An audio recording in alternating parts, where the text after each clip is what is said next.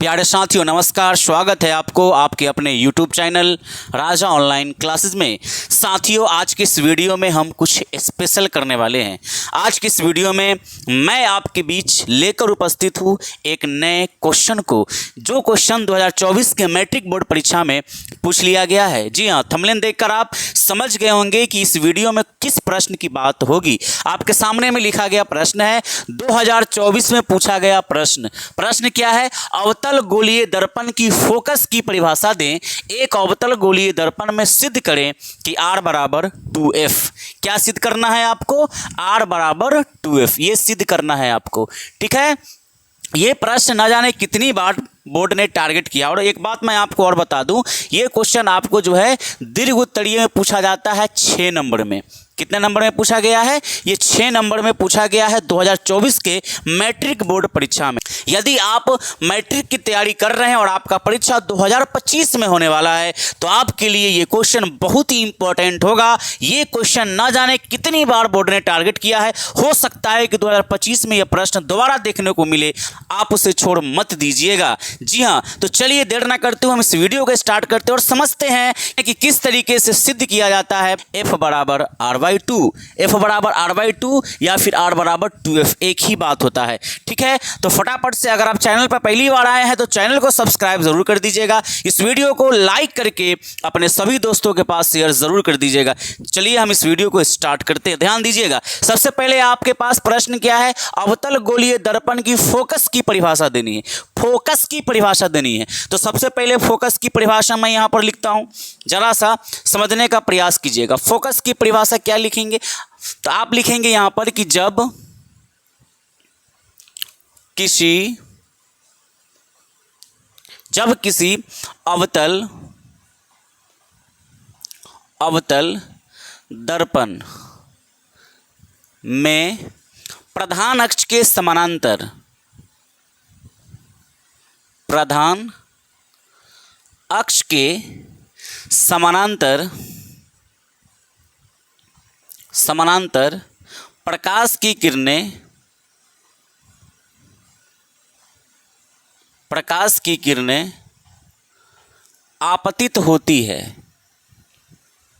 समानांतर प्रकाश की किरणें आपतित होती है। क्या लिखा हुआ है? जब किसी अवतल दर्पण में प्रधान अक्ष के समानांतर प्रकाश की किरण आपतित होती है तो दर्पण से परावर्तन के बाद परावर्तन का मतलब लौटना होता है। परावर्तन के बाद मुख्य अक्ष, ठीक है, प्रधान अक्ष कहिए या फिर मुख्य अक्ष कहिए, एक ही बात होता है। तो जब किसी अवतल दर्पण में प्रधान अक्ष के समानांतर प्रकाश की किरणें आपतित होती है तो दर्पण से परावर्तन के बाद मुख्य अक्ष के जिस बिंदु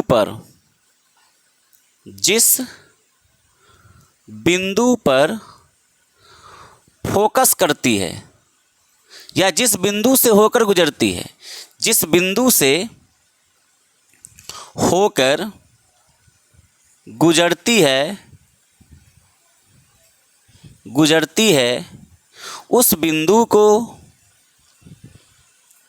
बिंदु को क्या कहते हैं? उस बिंदु को अवतल गोलीय दर्पण की फोकस कहते हैं, या डायरेक्ट आप लिख सकते हैं उस बिंदु को फोकस कहते हैं। उस बिंदु को क्या कहते हैं? फोकस कहते हैं। उस बिंदु को क्या कहते हैं? फोकस कहते हैं। और फोकस को आप क्या लिखते हैं? अतः यहां पर लिखेंगे कि अतः फोकस को आप क्या बोलते हैं जी? कैपिटल F से सूचित करते हैं,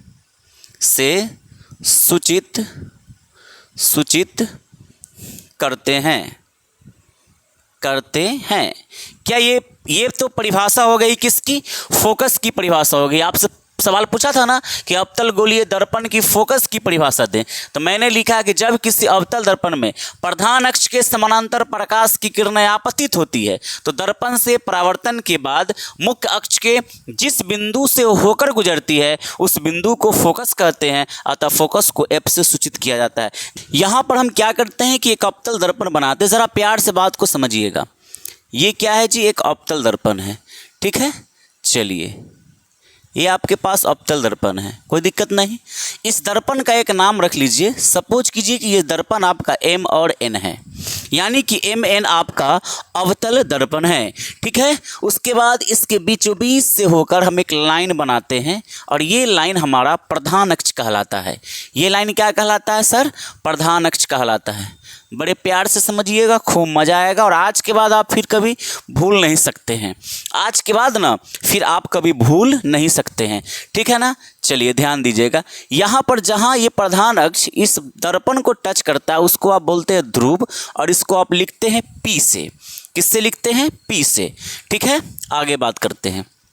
तो ये तो आपके पास प्रधान अक्ष है, M और N आपका अवतल दर्पण है। देखिए होता क्या है कि प्रधान अक्ष के समानांतर, अच्छा इस प्रधान अक्ष के समानांतर जो आपने यहाँ पर जो रेखा आपने बनाया है, इसके समानांतर जब प्रकाश की किरण आती है, देखिए ये समानांतर किसको बोलते हैं? जैसे ये रेखा है और इसके जस्ट समानांतर का मतलब हुआ इसके जस्ट ऊपर से ऐसी रेखा जो इनके बीच का डिस्टेंस हमेशा क्या हो, बराबर होता है, उस रेखा को आप बोलते हैं समानांतर रेखा। तो क्या करना है? करना कुछ नहीं है, इस प्रधान अक्ष के समानांतर आपको एक आपतित किरण लाना है।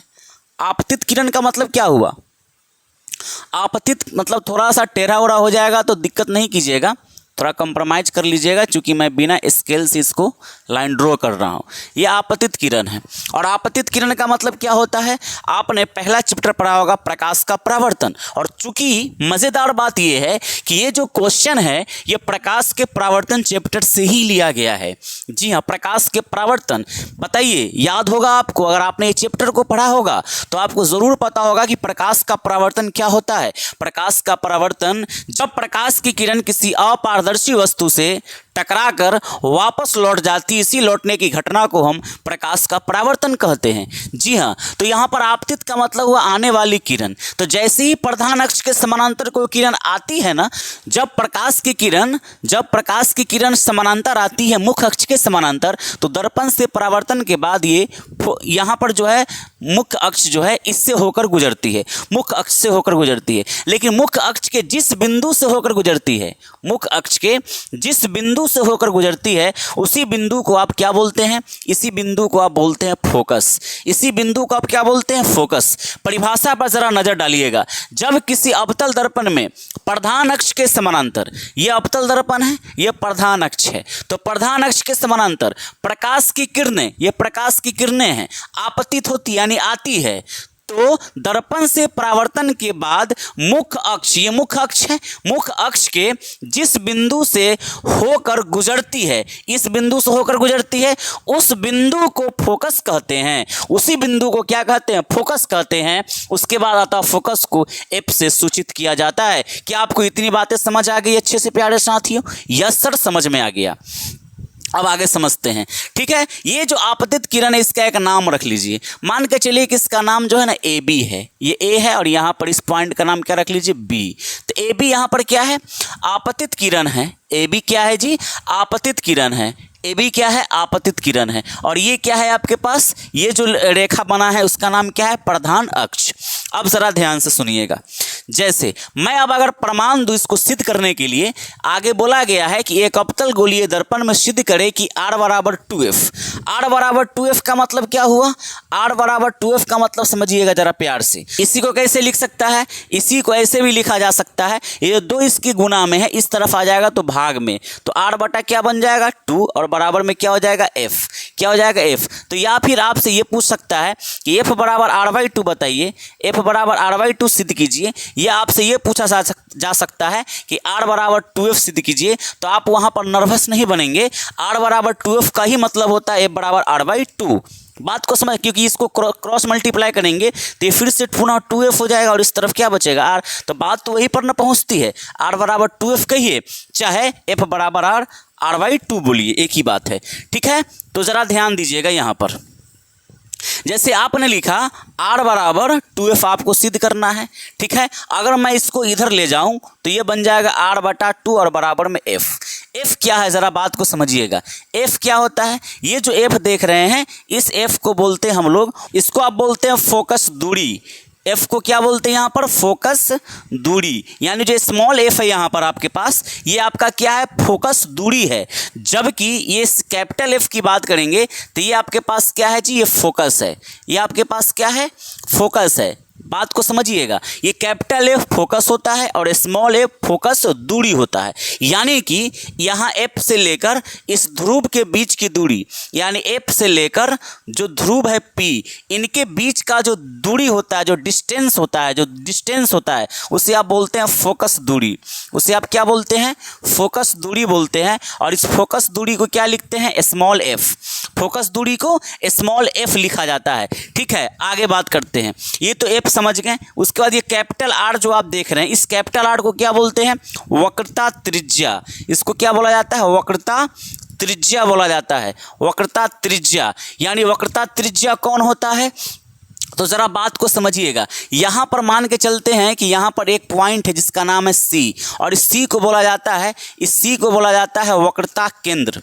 क्या बोला जाता है, वक्रता केंद्र बोला जाता है। सी को क्या बोला जाता है, वक्रता केंद्र। ठीक है, अब ये जो वक्रता केंद्र है और ये जो ध्रुव है, बात को समझिएगा। चूंकि पी आपका क्या है, पी आपका ध्रुव है। पी आपका क्या है जी, ये आपका ध्रुव है। एफ आपका जो है फोकस दूरी है और सी आपके पास वक्रता केंद्र है। ठीक है, तो एक बार मैं इसको फिर से यहाँ पर लिख कर आपको समझा देता हूँ कि आपके पास सी क्या हो जाता है, सी हो जाता है वक्रता त्रिज्या, वक्रता केंद्र। ये क्या हो जाता है, वक्रता केंद्र। एफ क्या हो जाता है, ये जो बड़ा वाला एफ है, ये हो जाता है आपका फोकस। इसी को आप मुख्य फोकस भी कहते हैं। ठीक है, ये पी क्या है आपके पास, पी आपके पास ध्रुव है। पी आपके पास क्या है, ध्रुव है। मैं बिल्कुल डिटेल से आपको समझा रहा हूँ, इसलिए बढ़िया से समझिएगा। पी आपके पास क्या है, ध्रुव है। कोई प्रॉब्लम नहीं, कोई प्रॉब्लम नहीं है। चलिए आगे बढ़ते हैं। उसके बाद आर क्या है, आर यहाँ पर दिखाई दे रहा है। इस आर को आप क्या बोलते हैं, तो इस आर को आप बोलते हैं वक्रता त्रिज्या। क्या बोलते हैं, वक्रता त्रिज्या कहते हैं। इस आर को क्या बोलते हैं, वक्रता त्रिज्या। और जो स्मॉल एफ होता है, इसको आप बोलते हैं फोकस दूरी। क्या बोलते हैं जी, फोकस दूरी। इसको क्या बोलते हैं, फोकस दूरी। जरा सा ध्यान दीजिएगा। सी वक्रता केंद्र है, कैपिटल एफ फोकस होता है, पी को ध्रुव कहते हैं, आर वक्रता त्रिज्या है और एफ क्या है, फोकस दूरी। डिटेल वीडियो अगर आप चाहते हैं अच्छे से, तो इसका जो है बहुत पहले मैंने एक वीडियो शूट किया था प्रकाश के परावर्तन चैप्टर का, आप उसे ज़रूर देख लीजिएगा, बेहतर समझ में आएगा। अब ज़रा यहाँ पर ध्यान दीजिएगा कि आर बटा क्या हो जाएगा यहाँ पर 2 और बराबर में क्या हो जाएगा, ये एफ हो जाएगा। एफ क्या है, स्मॉल वाला, तो ये आपके पास फोकस दूरी है।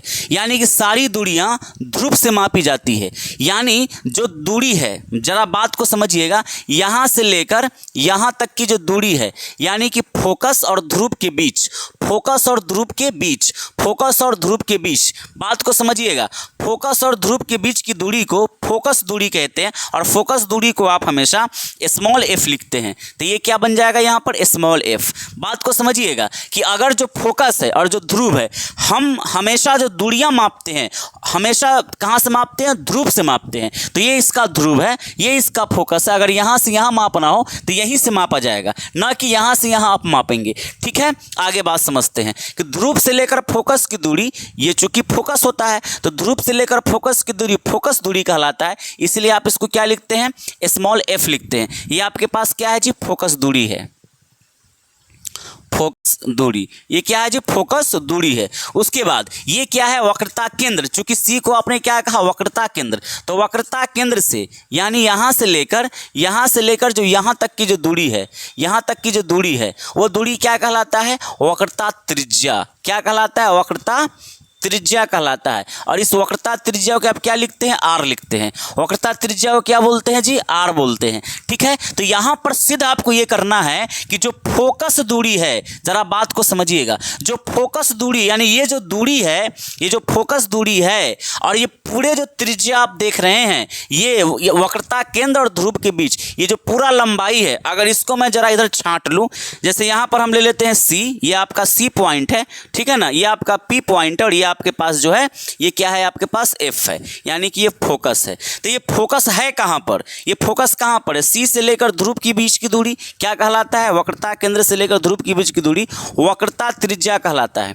क्या कहलाता है? वक्रता त्रिज्या कहलाता है, जिसको आप क्या बोलते हैं? आर बोलते हैं। तो ये जो वक्रता त्रिज्या है पूरा का पूरा, ये जो वक्रता त्रिज्या है और यहाँ से लेकर यहाँ की जो दूरी है, यानी ध्रुव और जो है फोकस और ध्रुव के बीच की जो दूरी है, जिसे आप बोलते हैं फोकस दूरी, इसको क्या बोलते हैं? फोकस दूरी, और इसको लिखते हैं स्मॉल एफ। तो ध्यान से समझिएगा, ये जो फोकस दूरी है, यानी कि ये जो है पूरे त्रिज्या का, ये पूरे क्या है? ये त्रिज्या, पूरे त्रिज्या क्या है? हाफ है, हाफ। ये आधा है, ये आधा कौन है? तो एफ है। तो एफ आधा है किसका? पूरे वक्रता त्रिज्या का, यानी सी से लेकर पी की दूरी का जो आधा कौन होता है? तो फोकस होता है। यही चीज आपसे जो सिद्ध करने के लिए बोला जा रहा है। अगर सी से पी की दूरी अगर 20 सेंटीमीटर है, तो अगर आपसे पूछा जाए कि फोकस दूरी कितनी होगी, तो 10 सेंटीमीटर होगी। क्यों 10 सेंटीमीटर होगी? क्योंकि फोकस दूरी हमेशा वक्रता त्रिज्या का आधा होता है। फोकस दूरी वक्रता त्रिज्या का हमेशा क्या होता है जी? आधा होता है, आधा होता है। फोकस दूरी वक्रता त्रिज्या का हमेशा क्या होता है? आधा होता है। यानी ये जितना रहेगा उसका आधा ये हो जाएगा, उसका आधा ये हो जाएगा। अगर मैं आपसे पूछूं कि वक्रता त्रिज्या जो है यहाँ पर 40 सेंटीमीटर है, 40 सेंटीमीटर है ना, 40 सेंटीमीटर, तो बताइए कि फोकस कितना होगा? तो आप कहेंगे 20 सेंटीमीटर। तो यही चीज़ आपसे सिद्ध करने के लिए बोला जा रहा है कि किसी भी अवतल दर्पण के लिए जो फोकस दूरी होती है उसकी वक्रता त्रिज्या की आधी होती है, यानी आधा होता है। इस चीज को आपको सिद्ध करना है, और यही चीज सिद्ध करने के लिए मैं यहाँ पर उपस्थित हो गया हूँ। ठीक है, ये बहुत ही इंपॉर्टेंट पॉइंट है जिसको समझना बहुत जरूरी था। ठीक है, चलिए, तो ये तो आपको क्लियर हो चुका है कि मुझे सिद्ध क्या करना है और कैसे इसको समझा जाता है। चलिए, वेरी गुड, आगे बात करते हैं, जरा ध्यान दीजिएगा। चलिए, अगर आपने प्रकाश का परावर्तन पढ़ा होगा तो वहाँ पर आपने पढ़ा होगा, जैसे एक दर्पण यहाँ पर है, ये मैंने इसको पेंट किया AgBr से, सिल्वर ब्रोमाइड होता है ये, और अगर यहाँ से एक आपतित किरण आई, ये परावर्तित हो गई, आने वाली किरण जाने वाली किरण, तो बीच में बनता है एक अभिलंब जिसको आप बोलते हैं काल्पनिक रेखा। अब ये काल्पनिक रेखा क्या करता है?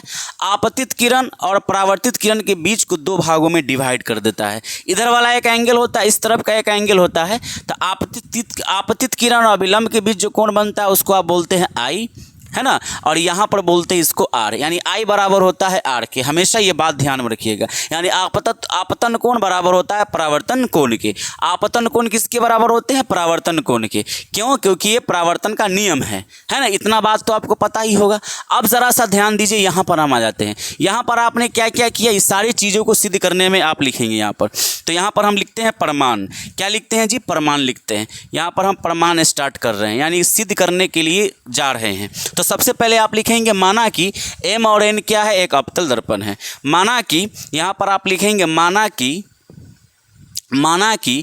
M है ना, MN एक अवतल दर्पण है, अवतल दर्पण है। MN क्या है जी? एक अवतल दर्पण है। MN क्या है जी? अवतल दर्पण है, जिसका C वक्रता, बोलिए, केंद्र, बताया ना, C वक्रता केंद्र, F फोकस और P क्या है? ध्रुव है। लिखेंगे जिसका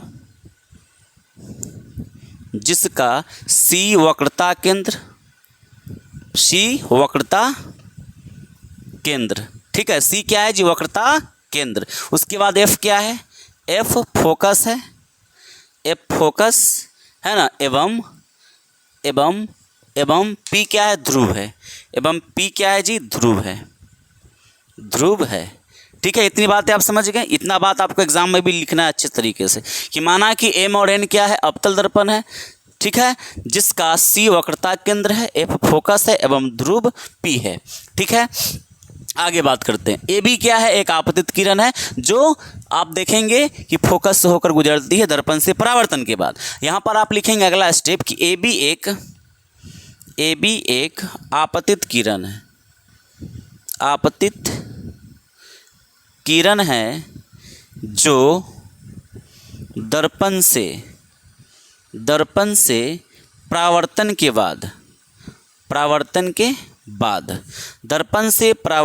बाद फोकस से होकर गुजरती है। या ऐसे लिखें आप, मुख्य अक्ष के फोकस यानी कि F से होकर, है ना, F से होकर, मतलब AB एक आपतित किरण है, ए बी क्या है आपके पास, एक आपतित किरण है जो प्रधान अक्ष के समानांतर आपतित हो रही है, जो दर्पण से परावर्तन के बाद, ये दर्पण है आपका, इससे परावर्तन हो यानी रिफ्लेक्शन हुआ तो मुख्य अक्ष के फोकस से होकर क्या कर रही है, होकर गुजरती है ना। यहाँ पर हम लिखेंगे गुजरती है। थोड़ा सा साउंड की आवाज़ आपको समझ आती होगी, बगल में शादी है तो शादी के मौके पर बाजा बज रहा है तो उसका थोड़ा सा जो है आपको साउंड आवाज़ समझ में आता होगा, लेकिन हमारी भी साउंड आपको समझ में आती होगी। चलिए आगे बात करते हैं, ज़रा ध्यान दीजिएगा यहाँ पर। अब यहाँ पर समझ लिए, अभी मैंने आपको ये समझाया था, एक चीज़ बात समझ में आना चाहिए आपको। जैसे मान के चलिए कि ये आपके पास जो है दर्पण है, ठीक है, तो एक आपतित किरण आती है और दूसरी जाती है, तो आने वाली किरण और जाने वाली किरण के बीच में एक काल्पनिक रेखा बनता है, इसे आप क्या बोलते हैं, अभिलंब। इसे आप क्या बोलते हैं जी, अभिलंब बोलते हैं। अब ये जो अभिलंब है, अभिलंब ये जो है, ये क्या कर रहा है, ये अभिलंब कर रहा है कि ये कोण यहाँ पर और ये कोण दोनों को आपस में भाग लगा रहा है और बराबर है ये। उसी प्रकार से अगर मैं आपसे कहूँ कि ये आने वाली किरण आपतित और जाने वाली किरण परावर्तित, इसके बीच में एक अभिलंब बनेगा। चलिए मैं एक अभिलंब बना देता हूँ यहाँ पर, काल्पनिक रेखा, ठीक है, थोड़ा सा सीधा होना चाहिए लेकिन मैं ये कर रहा हूँ। चलिए ध्यान दीजिएगा, ये क्या है आपके पास, ये कोण और ये कोण है ना, ये आपके पास हो गया एंगल आई और ये हो गया एंगल आर। और आपको पता है कि आपतन कोण और परावर्तन कोण क्या होता है, बराबर होता है। ये कोण आपका आपतन है, ये कोण आपका परावर्तन है, तो ये दोनों एक दूसरे क्या हैं जी, बराबर हैं। अब क्या करने वाले हम लोग, इसी नियम का फ़ायदा उठाकर हम इस प्रोसेस को आगे बढ़ा सकते हैं बड़ा इत्मीनान के साथ। तो चलिए इस प्रोसेस को आगे करते हैं कंटिन्यू। इस पोजीशन को मैं मिटा दूं, चलिए ठीक है। यहाँ पर लिखेंगे कि परावर्तन के नियम से, है ना, लिखेंगे यहाँ पर कि परावर्तन के नियम से, परावर्तन के नियम से, परावर्तन के नियम से हम परावर्तन के नियम से क्या बोल सकते हैं कि कोण आई बराबर है कोण आर के, बोल सकते हैं ना, कोण आई, ठीक है ना, कोण आई बराबर है कोण आर के, कोण आर के।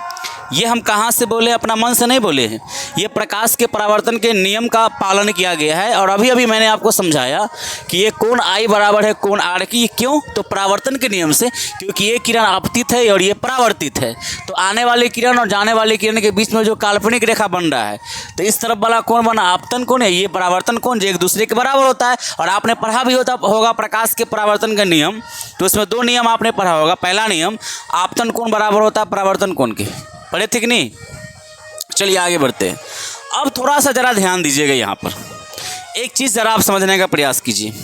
ये जो कोण आप देख रहे हैं ये सी, अगर मैं आपको कहूँ कि कोण ए बी सी, कोण ए बी सी, यानी ये कोण ए बी सी, इस कोण की बात हो रही है, बात समझ रहे हैं कि नहीं।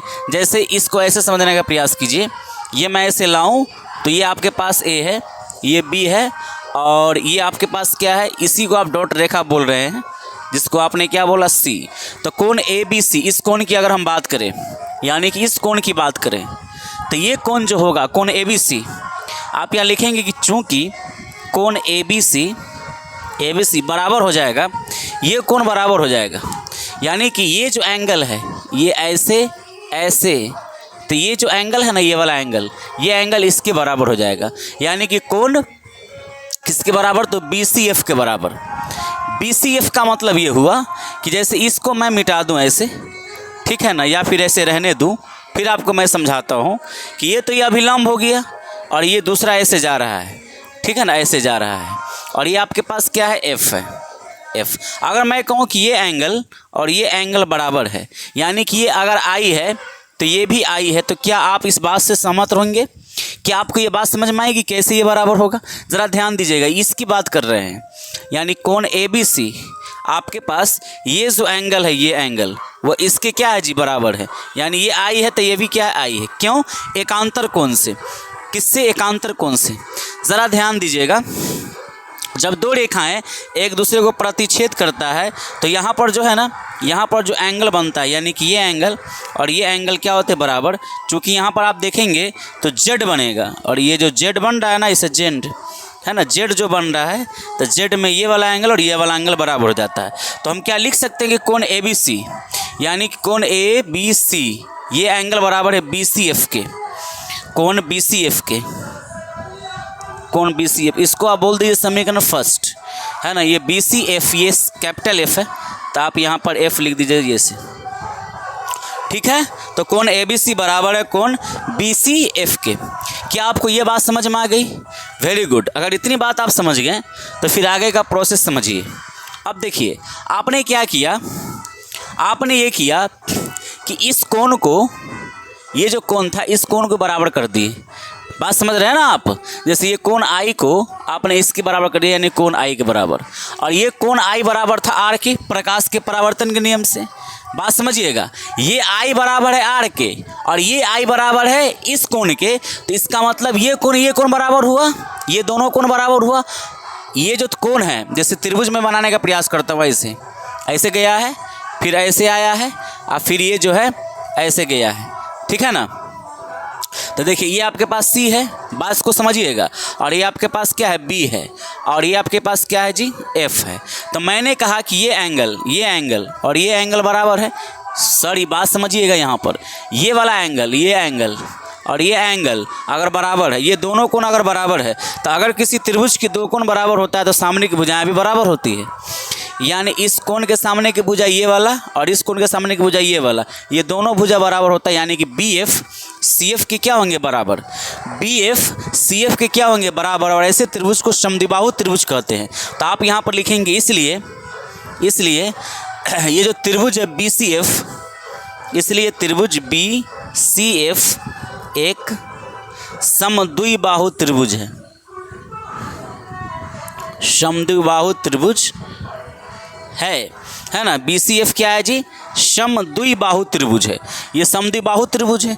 अब अगर समद्विबाहु त्रिभुज है तो CF और BF क्या होंगे, बराबर, क्योंकि कोण के सामने की भुजा भी बराबर होती है। तो मैं इस चीज़ को कहाँ पर लिख दूँ, यहाँ पर लिख देते हैं, यहाँ पर हम लिखेंगे, ध्यान दीजिएगा। इसलिए ये जो CF है, ये CF भुजा बराबर होगा किसके, इस BF के, यानी FB के। ये समीकरण कितना हो गया, सेकंड। चूँकि आप समीकरण एक यहाँ पर बोले हैं, है ना, इसको आप सेकंड कर दीजिए, कोई प्रॉब्लम नहीं, कोई प्रॉब्लम नहीं। चलिए ये CF बराबर हो गया FB के। अब आगे बात करते हैं। इतना बात तो समझ गए आप। मैं आपसे कहता हूँ कि ये जो B बिंदु है ये P के अधिक निकट, चूँकि ये बहुत ही छोटा दूरी होता है, लेकिन मैं इसको दिखाने के लिए चित्र के अनुसार थोड़ा सा मैं बड़ा बनाता हूँ। तो ये जो B है वह P के क्या अधिक निकट है। आप यहाँ पर लिखेंगे कि चूँकि बिंदु B P के अधिक निकट है।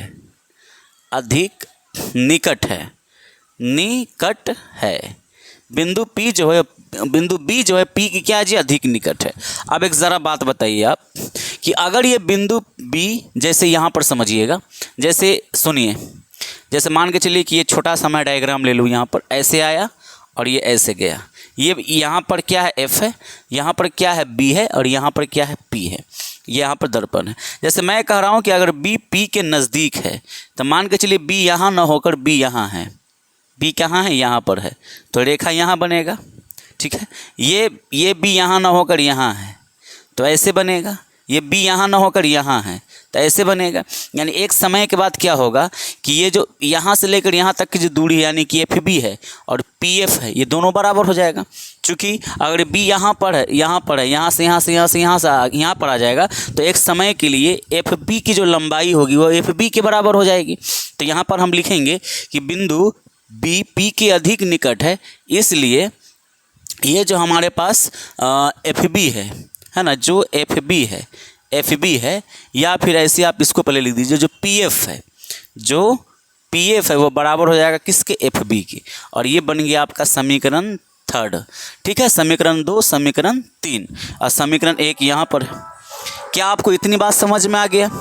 अब अगर इतनी बात समझ में आपको आ गया तो आप क्या देखने वाले हैं कि देखिए समीकरण फर्स्ट को ज़रा, सेकंड को देखिए आप, ये समीकरण सेकंड और ये आपके पास है समीकरण थर्ड यहाँ पर, ठीक है। समीकरण सेकंड और समीकरण थर्ड में आप ये देखेंगे कि इस तरफ क्या है एफ बी और यहाँ भी क्या है एफ बी, है ना, एफ बी। तो इधर वाला हिस्सा बराबर है तो इधर वाला हिस्सा बराबर हो गया, यानी लेफ्ट हैंड साइड बराबर है तो राइट हैंड साइड बराबर होता है, अगर राइट हैंड साइड बराबर है तो लेफ्ट हैंड साइड बराबर होगा। तो आप लिख सकते हैं इसलिए ये जो सी एफ है वह पी एफ बराबर हो जाएगा, सी एफ बराबर हो जाएगा पी एफ के, सी एफ बराबर हो जाएगा किसके, पी एफ के, सी एफ किसके बराबर हो जाएगा, पी एफ के। बात को समझिएगा यहाँ पर, और इसको आप बोल दीजिए समीकरण नंबर यहाँ पर 4। ये समीकरण नंबर क्या हो गया 4। देखिए इधर एफ बी है जो कि बराबर है सी एफ के और यहाँ एफ बी है जो कि बराबर है पी एफ के, है ना। तो आपने देखा कि ये दोनों हिस्सा साइड बराबर है तो इधर वाला हिस्सा बराबर हो गया, चूँकि ये नियम होता है समीकरण का। अब इतना अगर आपने कर लिया तो ज़रा आगे का बात समझिएगा। अब आपने क्या प्राप्त किया, सी एफ बराबर है पी एफ के, सी एफ और ये पी एफ बराबर हो गया, सी एफ और पी एफ क्या है, बराबर है। अब एक चीज़ पर ज़रा बताइए, सी से लेकर पी क्या है, ये यहाँ पर सी है और यहाँ पर क्या है जी, ये आपके पास पी है। तो सी से लेकर पी क्या है, सी से लेकर पी, अभी अभी आपको मैंने कहा कि सी से लेकर पी जो है यानी यहाँ से लेकर यहाँ तक की जो लंबाई है ये आपके पास ध्रुव है और ये आपके पास वक्रता केंद्र है। तो ध्रुव और वक्रता केंद्र के बीच की दूरी वक्रता त्रिज्या कहलाती है, वक्रता त्रिज्या कहलाती है। यानी ये ध्रुव है और ये सी है, तो सी से लेकर ध्रुव के बीच की दूरी वक्रता त्रिज्या कहलाती है। इसका मतलब ये हुआ कि अगर हम सीपी की लंबाई निकालें, आप लिखेंगे कि चूँकि, या फिर डायरेक्ट आप लिख सकते हैं कि सीपी जो है सीपी, बात को समझिएगा, ये पूरा सी से लेकर पी की बात हम कर रहे हैं। ये सीपी क्या होगा, तो C F plus P F होगा, सी एफ प्लस यानी सी से लेकर एफ प्लस एफ से लेकर पी होगा, यानी कि पी एफ होगा या एफ पी होगा, जो भी आप लिखना चाहें आप इसको लिख सकते हैं। जैसे मान के चलिए कि यहाँ से लेकर यहाँ की दूरी ये आपके पास सी है और ये आपके पास पी है और बीच में क्या है जी, एफ है। मैं अगर आपसे कहूँ कि इसका मान 10 सेंटीमीटर, इसका मान 5 सेंटीमीटर, सपोज एक बात बता रहे हैं, तो आपसे मैं पूछ रहा हूँ कि सी से लेकर एफ बताइए, सॉरी पी बताइए। तो यहाँ से लेकर यहाँ 10 जाना है, यहाँ से लेकर यहाँ 5 जाना है, तो पूरा कितना गए, तो 10 और 5 15 सेंटीमीटर। इसका मतलब ये हुआ कि अगर हम लिखते हैं कि सी पी बराबर C F plus P F तो कोई दिक्कत नहीं है। अगर दिक्कत नहीं है तो आगे का बात समझिए, सी एफ के जगह पर कोई मान रख सकते हैं।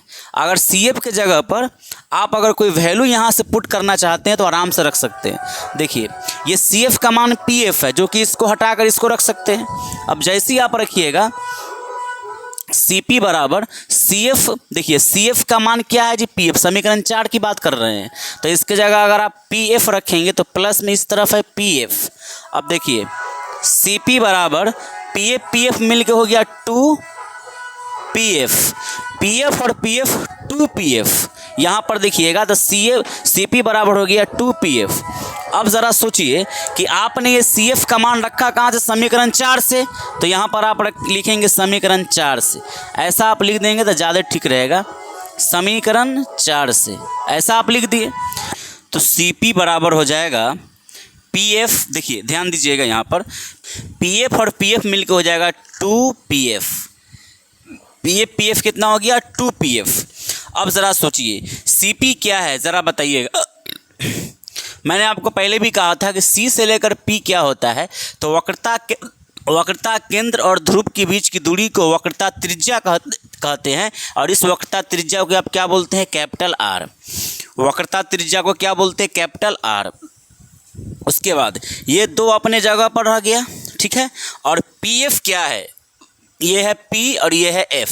तो ध्रुव और फोकस के बीच की दूरी को फोकस दूरी कहते हैं, तो फोकस दूरी को आप क्या लिखते हैं, स्मॉल f, है ना। यहाँ पर हो गया 2f, तो इस तरह बन गया r बराबर 2f। और यही आपको क्या करना था, प्रूव्ड, यही आपको क्या करना था जी, प्रूव्ड करना था। यहाँ पर देखिए r बराबर 2f, जो कि ये प्रूव्ड हो चुका है। प्यारे साथियों, मैं उम्मीद करता हूँ कि आपको ये प्रश्न का सॉल्यूशन प्रूव्ड करने आ गया होगा। मिलते हैं आपके साथ जल्दी एक और नए वीडियो में। अगर वीडियो अच्छा लगा होगा तो इस वीडियो को लाइक करके अपने सभी दोस्तों के पास शेयर ज़रूर कर दीजिएगा। मिलते हैं आपके साथ एक नए वीडियो में, तब तक के लिए जय हिंद, जय भारत, वंदे मातरम।